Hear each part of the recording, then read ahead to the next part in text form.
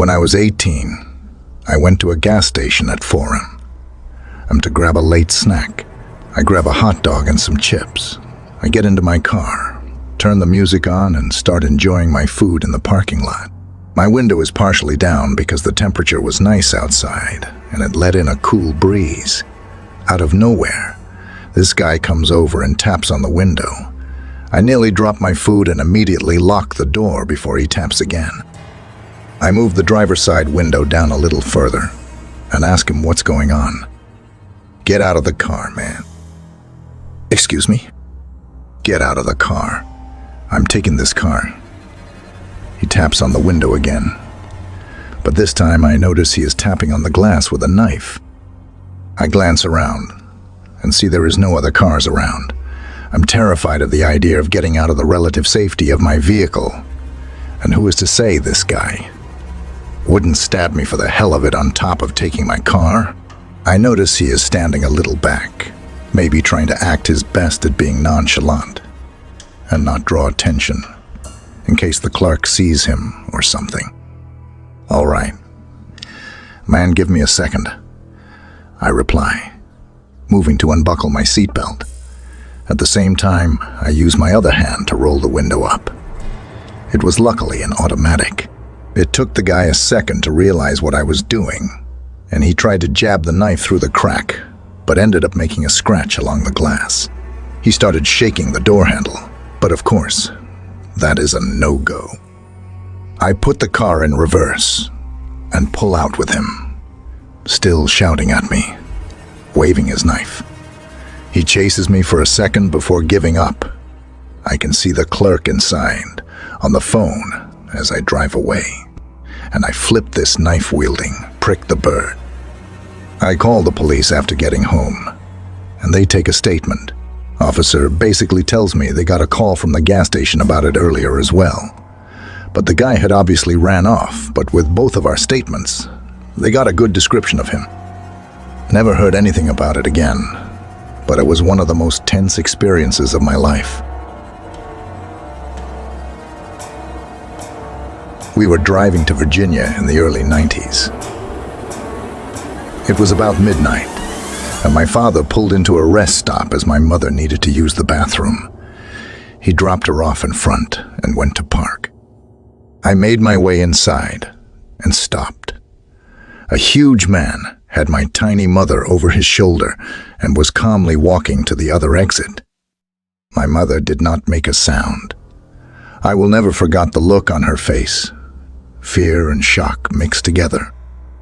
I screamed so loud. My father was just coming in. He saw what was happening and ran after the man. The dude put my mother down and just walked out of the building. We sat in the car, waiting for the police to arrive. My mother said he grabbed her soon after she walked in. He was inside the ladies' room, apparently waiting for a victim. The lights were off when my mom walked in. We spent the night at a nearby motel. My parents went to the police station in the morning, so my mom would look through pictures to identify him. She didn't recognize anyone. We had a new rule in the family. Nobody could go to a rest stop bathroom without at least one family member with them. 4 friends and I were driving from Ontario, Canada to Florida for New Year's. We drove 21 hours straight to get there. In rural West Virginia, our SUV ran out of gas, and we luckily coasted into a super sketchy gas station in the middle of nowhere at 230 am. Not a soul in sight. The man behind the counter told us to put $5 in the car and get the hell out of there. The gas station was notorious for late-night robberies. As we were just about finished filling up, 3 men with guns emerged from the darkness and began walking directly towards our vehicle. I wasn't waiting around to see what they wanted.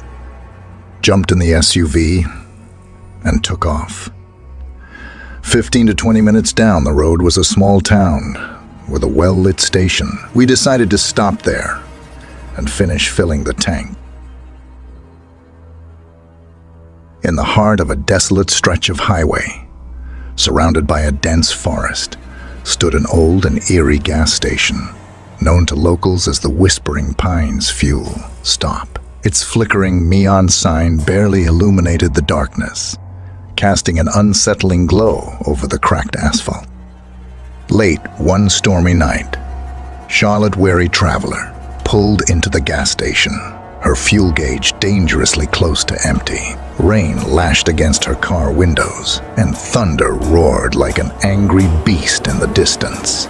She parked near the only other vehicle, an old rusted pickup, and mustered the courage to step out. As she approached the gas station, she noticed strange symbols etched into the walls. They seemed ancient and foreboding, sending shivers down her spine. Charlotte pushed open the creaking door and was met with the musty smell of damp wood and burnt oil. The dim, flickering lights added to the atmosphere of dread. The gas station attendant, an unnaturally gaunt man with hollow eyes and a crooked grin, greeted her with an unsettlingly cheerful tone. Charlotte asked for a fill-up and tried to ignore the unsettling feeling crawling up her back. As the man filled her tank, he began to speak in a hushed voice, as if afraid of being overheard. "Be careful on this road," he warned, his voice barely more than a whisper. "This place is cursed, haunted by the lost souls of those who've disappeared along this highway." Charlotte shivered, feeling a sudden rush of cold air, although the windows were closed. The old man continued, recounting eerie tales of strange happenings and mysterious vanishing acts in the forest surrounding the gas station. Just then, the lights flickered violently, plunging the gas station into darkness. Charlotte's heart raced as she fumbled for her phone, the only source of light in the pitch black building. The gas station attendant was gone, and the silence was suffocating.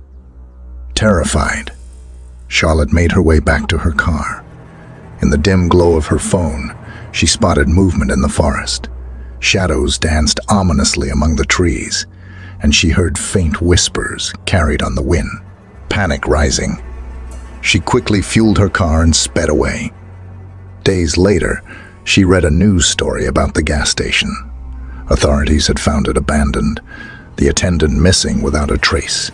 The symbols on the walls were a mystery, and tales of the haunted Whispering Pines fuel stop continued to circulate, chilling the hearts of all who heard them.